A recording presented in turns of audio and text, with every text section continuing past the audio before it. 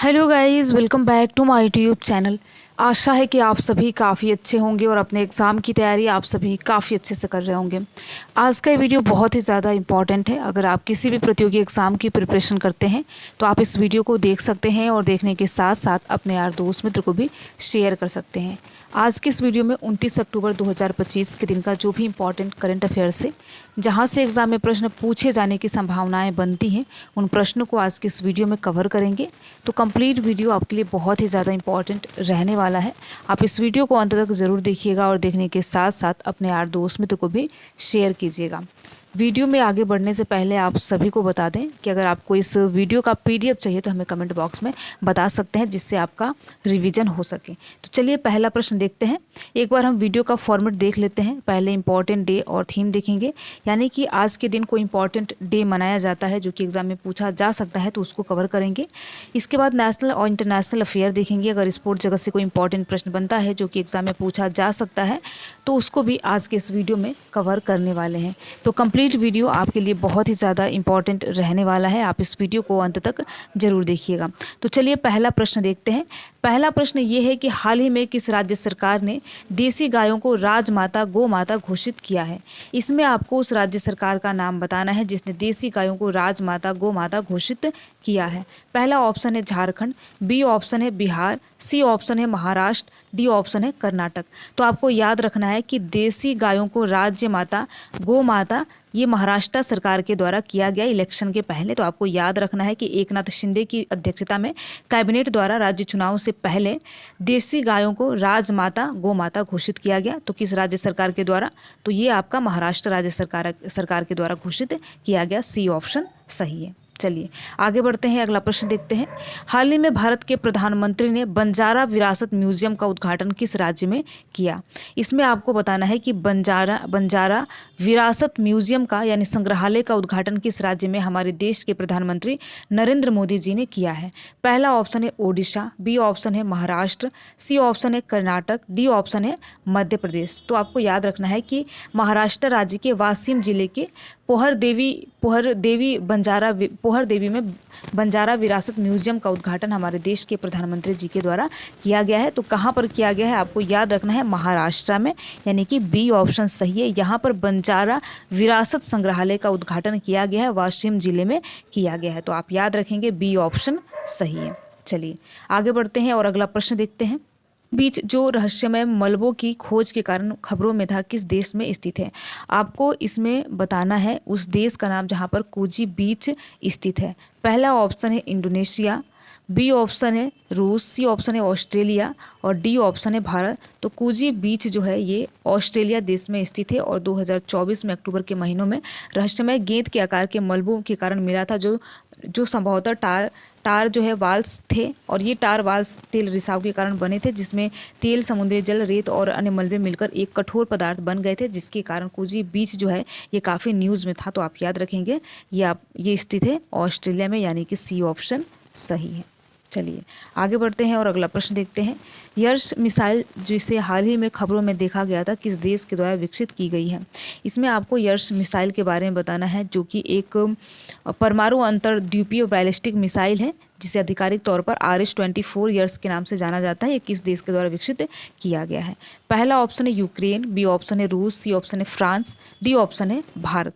तो यर्श मिसाइल देखिए ये रशिया के द्वारा बनाया गया है, यानी रूस के द्वारा इसे विकसित किया गया है।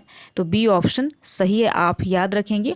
और यह एक रूसी मोबाइल परमाणु अंतर महाद्वीपीय बैलिस्टिक मिसाइल है, जिसे आधिकारिक तौर पर RS-22 के नाम से भी 24 के नाम से भी जाना जाता है। तो आप याद रखेंगे रूस के द्वारा इसे विकसित किया गया है यर्श मिसाइल को। बी ऑप्शन सही है।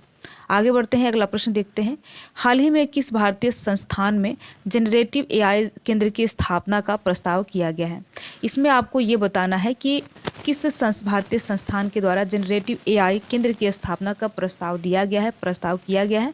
पहला ऑप्शन है IIT रुड़की, बी ऑप्शन है IIT कानपुर, सी ऑप्शन है IIT दिल्ली, डी ऑप्शन है आईआईटी जोधपुर। तो आपको याद रखना है कि हाल ही में जनरेटिव एआई केंद्र की स्थापना आईआईटी जोधपुर के द्वारा प्रस्तावित किया गया है। इस केंद्र का नाम सृजन है, तो आप याद रखेंगे सृजन इस केंद्र का नाम होगा।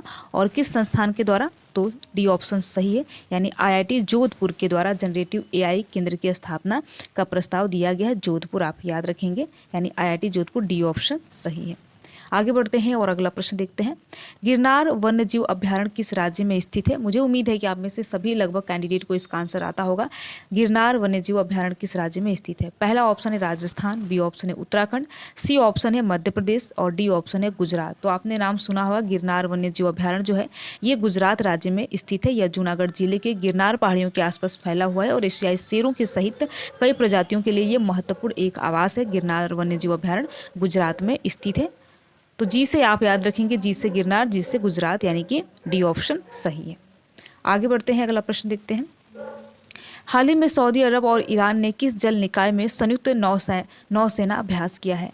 इसमें आपको सऊदी अरब और ईरान ने हाल ही में जल निकाय में संयुक्त नौसेना अभ्यास किया है। तो कहाँ पर किया है, किस जल निकाय पर किया है, आपको बताना है। पहला ऑप्शन है ओमान की खाड़ी, बी ऑप्शन है कैस्पियन सागर, सी ऑप्शन है लाल सागर, डी ऑप्शन है अरब सागर।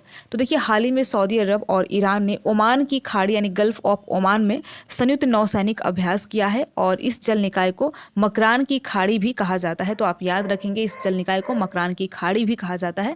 तो ओमान की खाड़ी में संयुक्त नौसेना अभ्यास किया गया है, किसके द्वारा? तो सऊदी अरब और ईरान के द्वारा, यानी कि ए ऑप्शन सही है। आप याद रखेंगे, ए ऑप्शन सही है। चलिए अगला प्रश्न देखते हैं। एशियाई टेबल टेनिस चैंपियनशिप में भारत का पहला पदक जीतकर इतिहास रचने वाली 2 खिलाड़ी कौन थी? इसमें आपको बताना है कि एशियाई टेबल टेनिस चैंपियनशिप में भारत का पहला पदक किसने जीता है, उन 2 खिलाड़ियों का नाम बताना है। पहला ऑप्शन है आयुका मुखर्जी और सुतीर्था मुखर्जी, बी ऑप्शन है मधुरिका पाटकर और इंदुपुरी, सी ऑप्शन है मणिका बन्ना और साथिया ज्ञानशेखरन, डी ऑप्शन है नेहा अग्रवाल और भाविका पटेल। तो देखिए ए ऑप्शन सही है, यानी कि आयुका मुखर्जी और सुतीर्था मुखर्जी ये 2 खिलाड़ी हैं जिन्होंने एशियाई टेबल टेनिस में भारत का पहला पदक जीतकर इतिहास रचा है। तो आप याद रखेंगे, ए ऑप्शन सही है। चलिए आगे बढ़ते हैं और अगला प्रश्न देखते हैं। महाकालेश्वर मंदिर जो हाल ही में मंदिर के ढहने के कारण समाचारों में देखा गया था, किस राज्य में स्थित है?